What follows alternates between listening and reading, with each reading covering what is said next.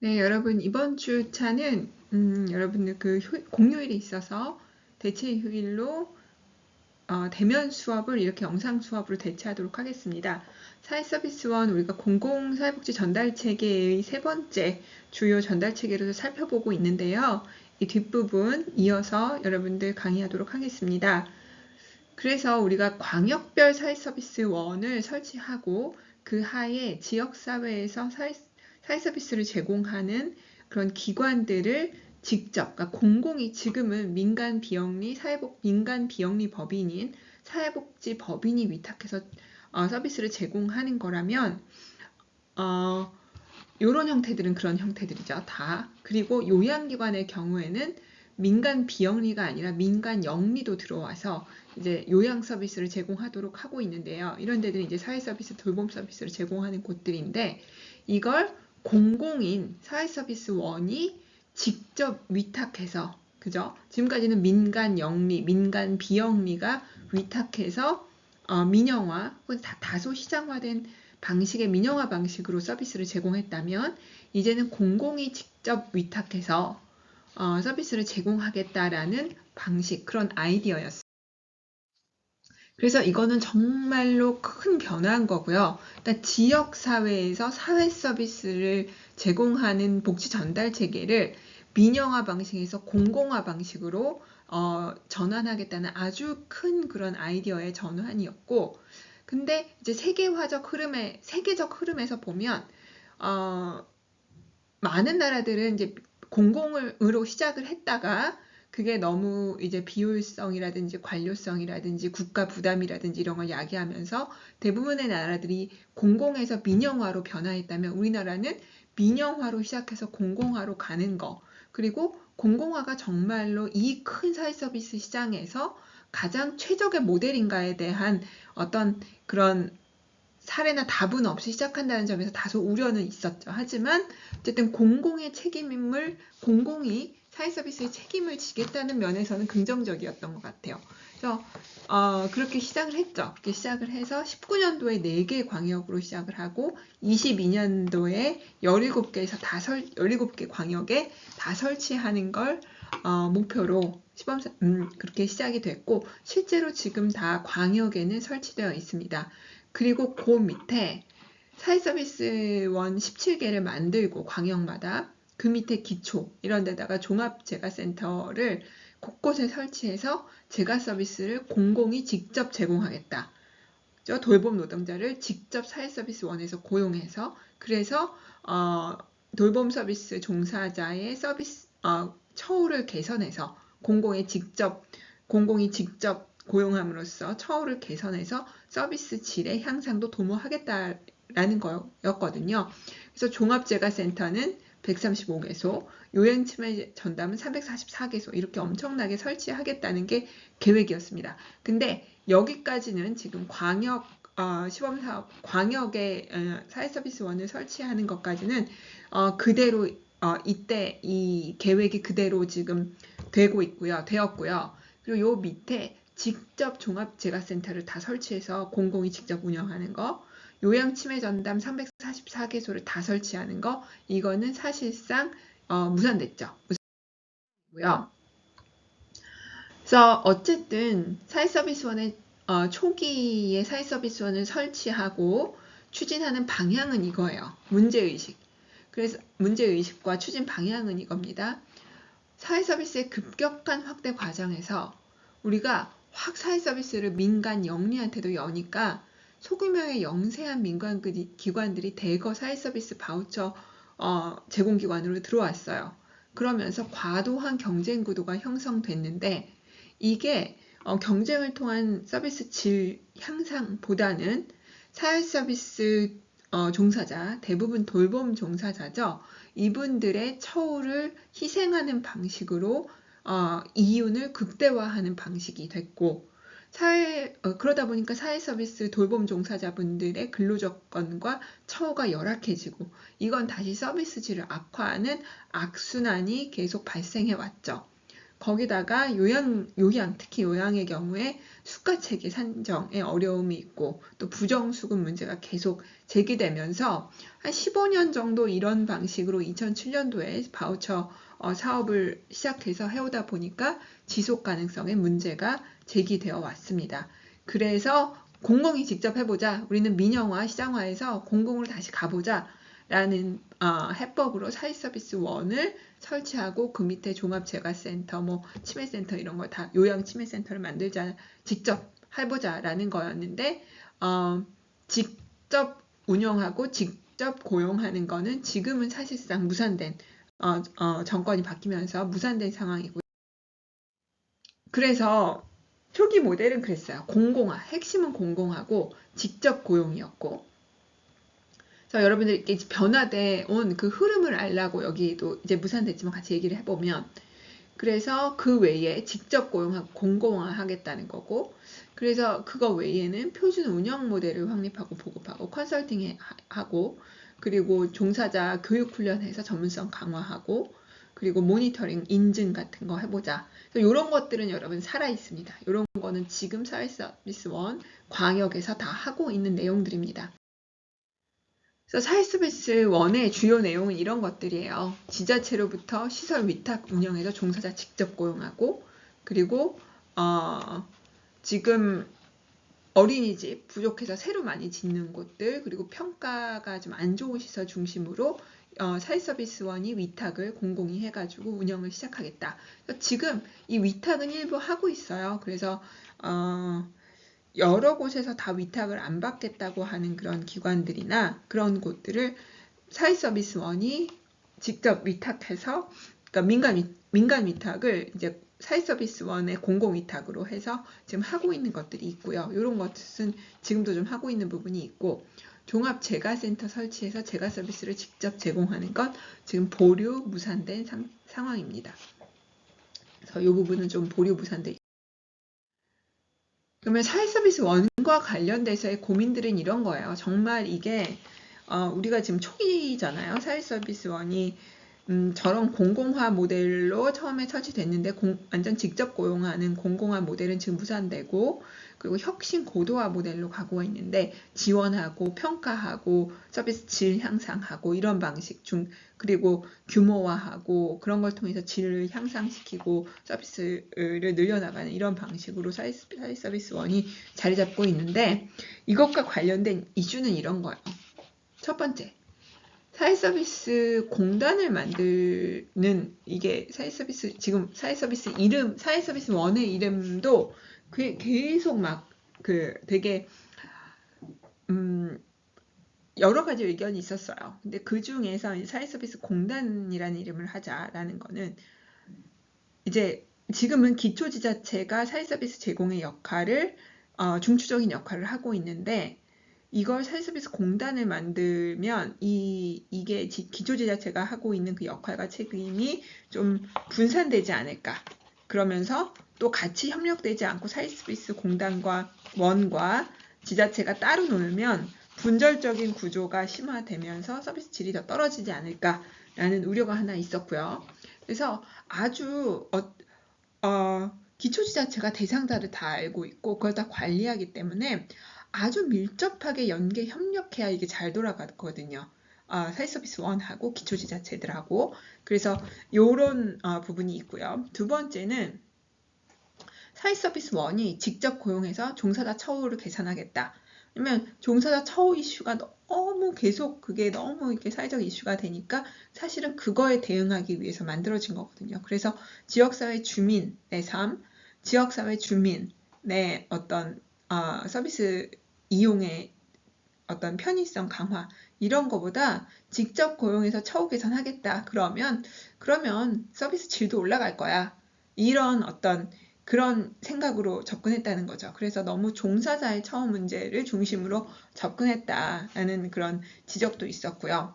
세 번째는 우리 찻동 사업 하잖아요. 그죠? 지역에서는 또 읍면동 복지허브화라 사업이라는 이름을 또 쓰기도 하는데, 이거하고 충돌된다는 거죠. 지자체가 이 읍면동 복지허브화 사업, 찻동 사업 하고 있는데 사회서비스 1이 공공서비스를 공공이 직접 서비스 제공하겠다고 서비스를 막 제공하면 복지허브화 사업, 차동 사업하고 충돌된다, 중복되고 여기 역할 분담에 문제가 있다라는 거죠.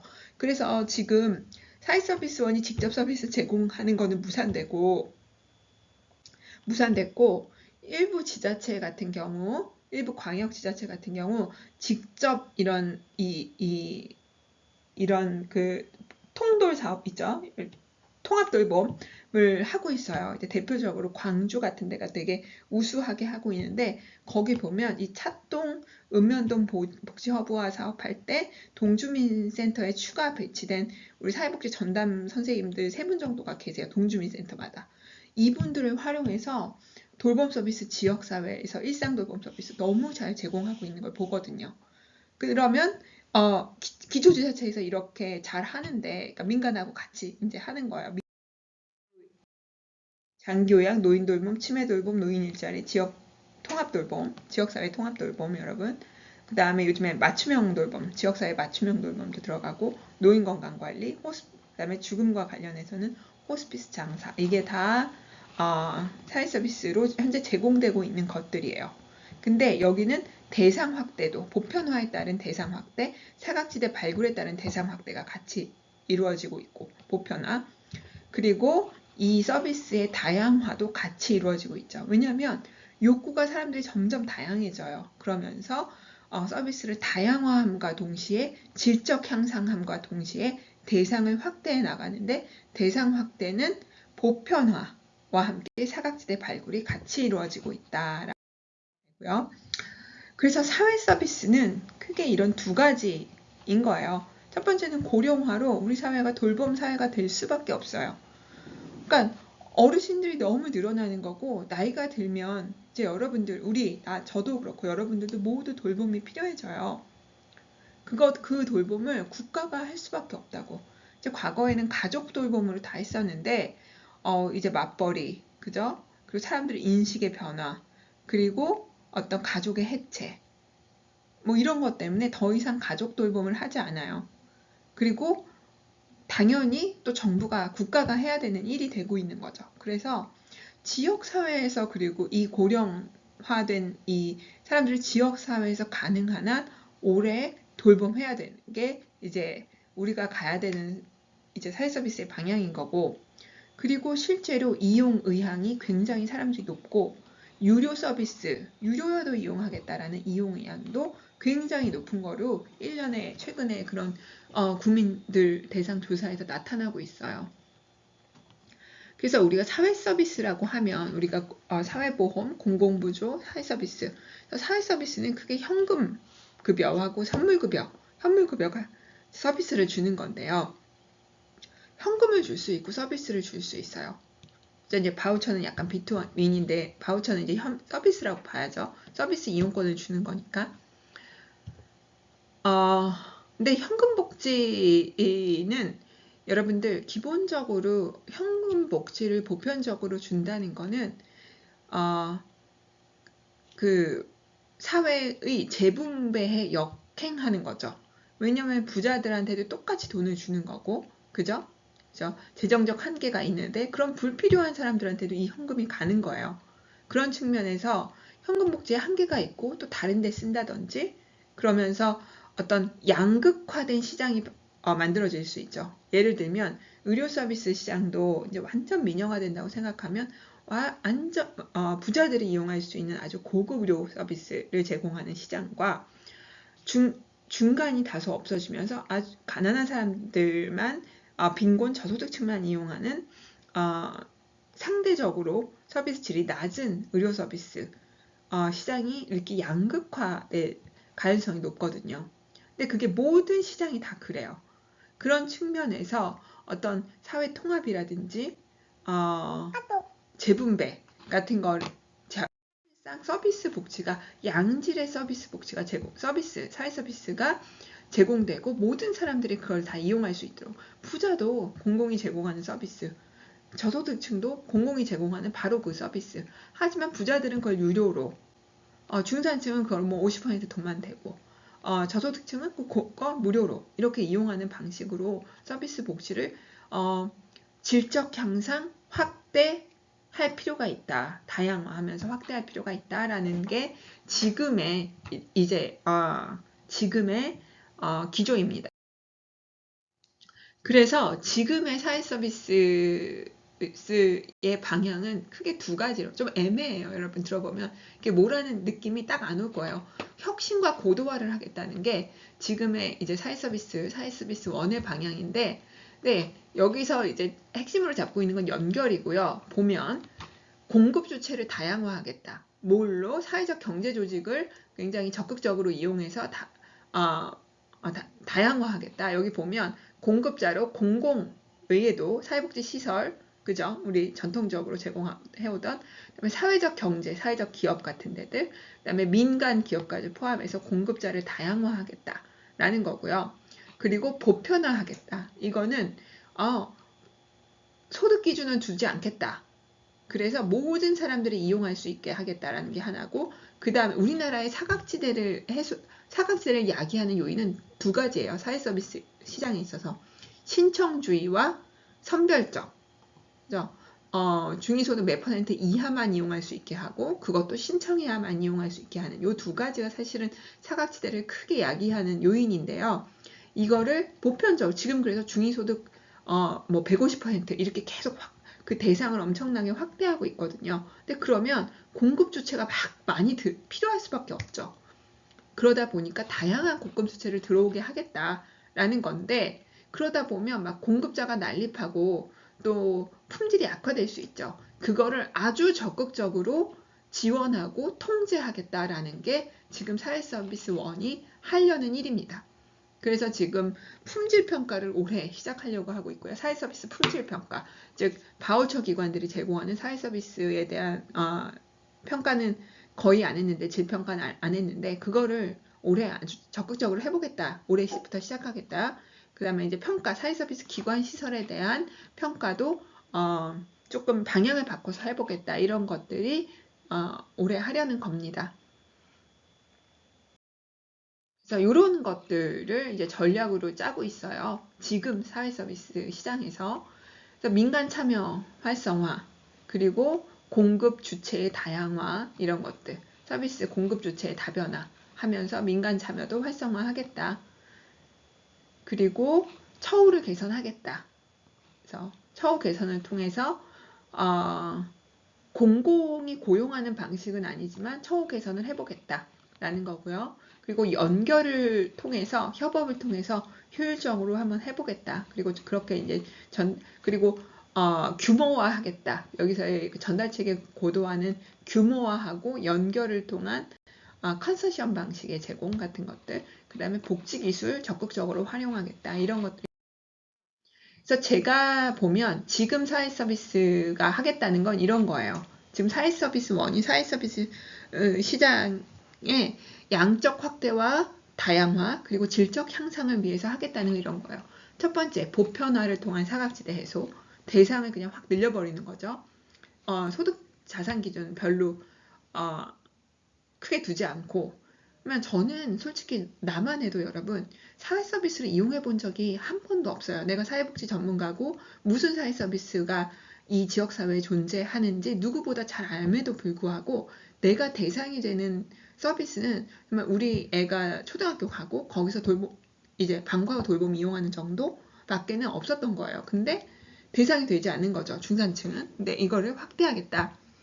그 다음에 규모화하겠다. 규모화를 통한 서비스 질 개선을 하고 컨소시엄 방식으로 또한 규모화하겠다.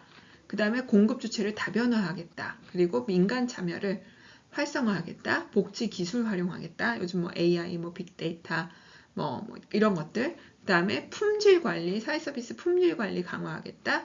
그리고 같이 사회 서비스 시설기관 평가도 개선하겠다라는 게 이런 부분은 질적, 그죠? 4번, 5번은 질적 향상, 2번도 규모화도 질적 향상과 이거는 양적 확대 같이 가는 거고, 3번 양적 확대, 1번 양적 확대가 필요한 거죠. 이걸 함으로써 이거는 사회 서비스 수요 대응 이런 거죠. 그래서 이거는 사회 서비스의 다양화와 양적 확대가 되는 거죠. 얘를 하려는 거죠. 를 해보겠다는 거고요. 그래서 지금 하고 있는 것들이 이런 것들이에요. 여러분들 한번 보시면 사회 서비스 통합 지원 모델 같은 거, 이제 규모화 모델들이죠. 규모화면 컨소시엄 만들고, 그리고 좀 이렇게 서비스 제공 주체를 크게 만드는 거, 크게 함으로써 그럼 규모의 경제가 작동하고 효율성이 높아지니까 처우 개선도 될 수 있고 서비스 질도 높아질 수 있는 거죠. 사회 서비스 통합 지원 모델 같은 것들, 주거 위기 가구, 일반 가구, 그러니까 주택을 공급하고 주거 환경을 개선하는 거. 여러분들 어르신들 되면 이렇게 안전바도 필요하고 화장실도 바꿔야 되고 침대도 바꿔야 되고 막 이런 것들 있잖아요. 이런 것들 고쳐주는 거. 이제 주거 서비스. 그다음에 디지털 돌봄. 이제 돌봄 같은 것들을 이제 디지털 방식으로 하는 것들을 같이 해서 통합 지원을 하겠다. 그래서 어르신들 돕거나 돌봄 필요하신 분들, 1인 가구, 중장년, 자립준비 청년, 그 다음에 가족 돌봄 청년 이런 분들 대상으로 정보 제공, 일상생활, 안전, 정서, 심리상담, 맞춤형 돌봄 대면 서비스 같은 거를 디지털 방식과 대면 방식을 같이 합쳐서 돌봄 서비스, 일상 돌봄 서비스라고 해요. 이런 거. 그래서 이런 서비스 실제로 시작됐는데요. 작년 말에 시작돼서 2023년 말에 시작돼서 하반기에 시작돼서 올해 굉장히 크게 확대해서 시행하고 있어요. 그래서 돌봄 서비스 여러분들 중장년 청년들한테 이 돌봄 서비스 제공하는데요. 과거에는 어르신들을 주로 대상으로 서비스를 제공했죠. 근데 올해는 그 대상을 중장년 청년으로 확대했고 서비스 유형이 일상생활 지원, 가사, 신체, 일상활동 지원 같은 거, 그다음에 병원 동행, 외출 동행 뭐 이런 서비스를 같이 제공되고 있고 그 다음에 이런 거는 스마트팜, 케어팜 서비스인데 이거는 사실은 잘 모르겠어요. 농업을 이제 합치는 건데 이거는 지금 효과성이 약간 퀘스천이어서 여러분들한테 뭐 따로 구체적으로 소개하지는 않겠습니다. 그리고 이거는 SK가 행복도시락이라고 사회공헌 사업을 굉장히 오랫동안 해왔어요. 그거를 연결한 거죠. 그래서 민간 기업의 ESG 사회공헌 활동과 사회 서비스를 연결해서 민간이 들어온 거예요. 민간 참여를 한 거예요. 그래서 취약계층들한테 도시락을 제공해 드리는데 그거를 민간 참여를 통해서 하는 방식으로 이런 어떤 컨소시엄 모델들을 좀 계속 개발해내고 있고요. 그리고 사각지대 해소는 대상을 늘리고 대상을 발굴하는 거. 그래서 병원 동행 서비스, 그리고 긴급 픽업 서비스, 방학죽 점심 제공 서비스, 가족 돌봄 청소년 청년 지원 사업 이런 것들 이제 실제로 시작하고 있고 여기 타운홀 미팅이라고 되어 있는 거는 이거는 작년 2022년에 사회 서비스 아마 2023년에도 했을 텐데 일반 국민들이 많이 참여하도록 하는 그런 타운홀 미팅을 중앙사회서비스원이 개최해서 일반 국민들이 원하는 사회 서비스 어떤 거 하면 필요하냐, 어떤 거 하면 좋겠냐 그런 것들에 대한 의견을 수렴했어요. 의견을 이제 듣고 그걸에 대해서 또 조사도 실시하고 해서 수렴해서 그 중에서 욕구가 높은 거에 대해서 서비스를 제공하기 시작한 거예요. 새로운 서비스를 개발한 거예요. 그래서 필요한 서비스가 있는데 서비스가 없거나 혹은 내가 대상이 아니었거나 하는 거에 대해서 대상을 확대하고 또 새로운 서비스를 개발하고 하는 방식으로 사각지대를 줄여나가는 거 하고 있고 또 대상 확대를 지주사업하고 지역 자율형 사업 같은 거에서 대상을 중위소득 100%였던 거 150%로 지금 다 늘렸거든요. 그러면서 이제 대상을 확대하고 보편화하면서 사각지대를 줄여나가는 모습을 하고 있죠. 그래서 지금 사회 서비스가 정권이 바뀌고 그러면서 다소 조금 공공화하려다가 다시 공공화는 무산되고 무산되는 방식으로 가면서 다소 혼란이 있기는 했지만 어쨌든 동일한 기조는 사회 서비스는 확대된다는 거예요. 그리고 질적 향상을 위해서 여러 가지 방식을 모색하고 있다. 그래서 우리나라가 사실은 사회 서비스가 굉장히 부족한 나라였는데 그거를 모든 국민이 이용할 수 있는 방식으로 사회 서비스를 늘려나가고 지역사회에서 내가 내 집에서 사는 곳에서 이용할 수 있는 방식. 그게 해보니까 우리가 원하는 거였다는 거죠. 시설에 들어가는 방식이 아니라. 그래서 그런 방식의 사회 서비스를 늘려나가는 거. 근데 그걸 어떻게 잘, 즉 효과적으로 효율적으로 늘려나가느냐에 대한 고민이 굉장히 큰 지금 상황입니다. 그래서 여러분들도 도대체 내가 원하는 서비스는 뭐고, 그리고 어떤 방식이 우리 사회에, 우리 국가에 궁극적으로 좋을 것인가에 대한 고민도 같이 우리 청년 세대, 우리 여러분들도 같이 해보고, 또 이런 타운홀 미팅도 나도 이제 소식 들으면 여러분들한테 전할 테니까 여러분도 거기 들어가서 청년들이 원하는 서비스 같은 것들 얘기하면 좋을 것 같습니다. 네, 여러분 우리 사회 서비스 1 대면 수업 여기까지 하고 다음 주에 수업에서 여러분들 쉬고 다음 주에 만나도록 할게요. 수고하셨습니다.